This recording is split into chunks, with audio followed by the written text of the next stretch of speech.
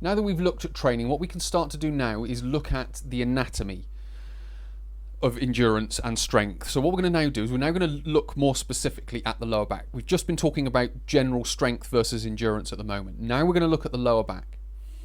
And we're going to look at, to start with, essentially three muscles: multifidus, longissimus, iliocostalis. Those are three muscles of the lower back. They are known as postural muscles. And postural muscles generally have a higher type 1 fibre type. They are a high in myoglobin content, which is sort of an O2 storage. They're high red blood cell, which gives them more of a red colour. They have high capillarization, so there's a lot of blood able to be delivered to the muscles. They have high mitochondrial capacity or content, which is the engine of the cell, so they're able to run for long periods of time. They are slow to fatigue. They are low force muscles, high duration muscles, which basically means they work at a low intensity for a long time. So with regards to those muscles, we can start to see that that's pointing more in the direction of endurance. So they are endurance muscles from a posture perspective, and let's say from a training perspective as well. So hopefully you can start to see the direction that this will go in. Now let's go a layer deeper and look at the interspinal muscles, so interspinalis, rotaries muscles. Now these are the muscles that go from the spinous processes, or from spinous process to spinous process, which are the little pointy bits off the side of the vertebra.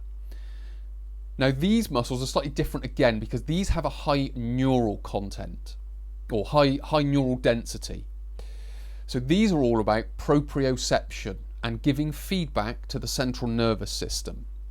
So they are of, again, that high endurance capacity because they need to be working all the time. But what they're not about is not about strength and holding the spine. These are about giving feedback to the central nervous system about where the vertebrae are. Are they twisted? Are they flexed? Are they extended? Are they flexed to the side? Are they twisted to the left, to the right, so on and so forth?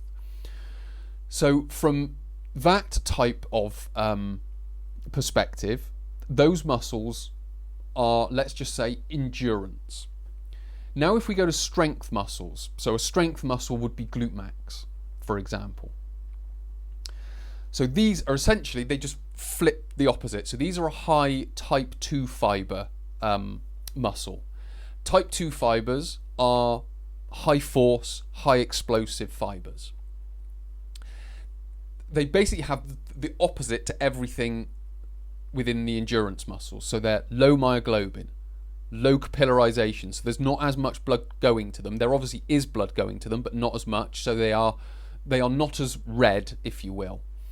Low red blood cell content, again, just simply because there isn't as much being delivered there, because there doesn't need to be. Low mitochondria, low capillarization, as I've mentioned, so they are quick to fatigue, so much quicker to fatigue. They are high force muscles, but low duration, because they are quick to fatigue.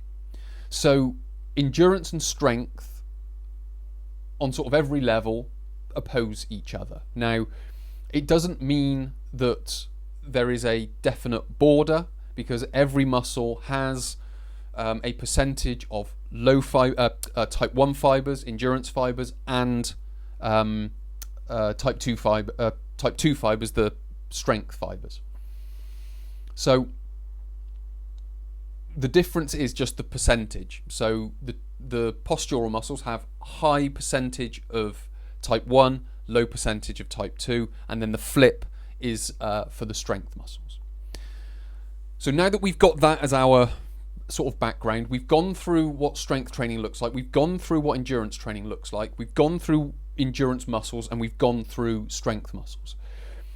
Let's now start looking at low back injury and low back rehabilitation. Now, the only caveat that comes with this is I'm only talking about endurance with this. I'm not talking about the posture of the spine. I'm not talking about the position of the spine. I'm not talking about the initial injury. I am literally just talking about endurance. So, low back injury occurs due to a fatiguing element. So tissues fatigue and then they injure. So it's not necessarily about strength per se. Although if you pick up a pen from the floor, you might think, well, I picked up a pen from the floor, my spine is weak when it went.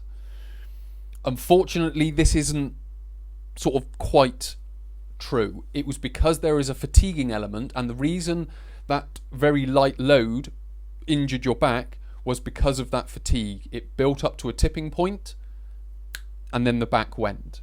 So we have to start thinking about it is the ability to no longer resist fatigue.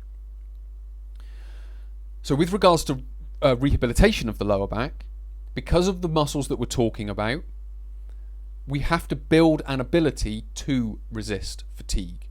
So the first thing to do is find your starting point, which may not be a great ability to resist fatigue. So it may be, let's just say, a 10-second plank. That may be it. A 10-second side plank. That may be all the endurance that you have. Then you would rest. And then you would build that 10 seconds into 20, into 30, into 50, into a minute.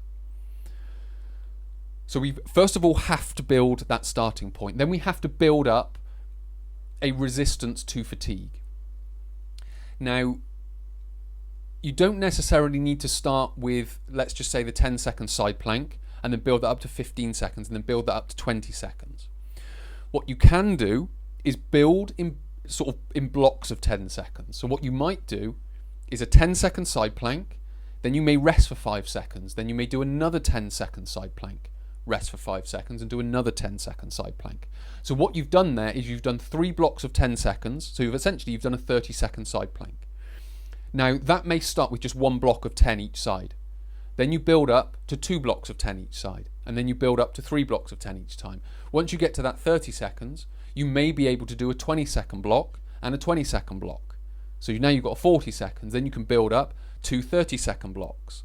Then you build up to a 45-second hold. Then you build up to a 1-minute hold. So you're not just going from 10 seconds to 15 to 20 to 25 to 30 to da. You can build it up in those little intervals and those little blocks. So what we're essentially doing is we're building that resistance to fatigue, because those 5 seconds just allow the body to get in, clear out any waste product and fatiguing elements, and then you can go again. So what you're essentially doing, you're building the body's ability to clear fatigue out the way so you can carry on. And this is how you go about rehabilitating muscles when it comes to lower back pain. We need to build in the endurance. We need to build in the submaximal loading for long periods of time to be able to resist fatigue, which is essentially the definition of endurance. Holding submaximal loads for a long period of time whilst resisting fatigue. So that is very much an overview, an insight, an introduction into low back endurance training, which is much more important than low back strength training, because if we're talking about strength training, we're just talking about maximal force. So a lot of people out there aren't strengthening their lower back, although they may think that's what they're doing. What they're actually doing is building endurance into their lower back. There is just a little bit more of a system and a protocol when it comes to it, which I've just described. So many thanks for watching. If this has been helpful, please do hit the like button, hit the subscribe button, hit the bell icon, and if you want to watch more of these, you will be notified that way. If you have any comments or questions, please do stick them down in the comment section below. My name's Chris. I'll speak to you in the next tutorial.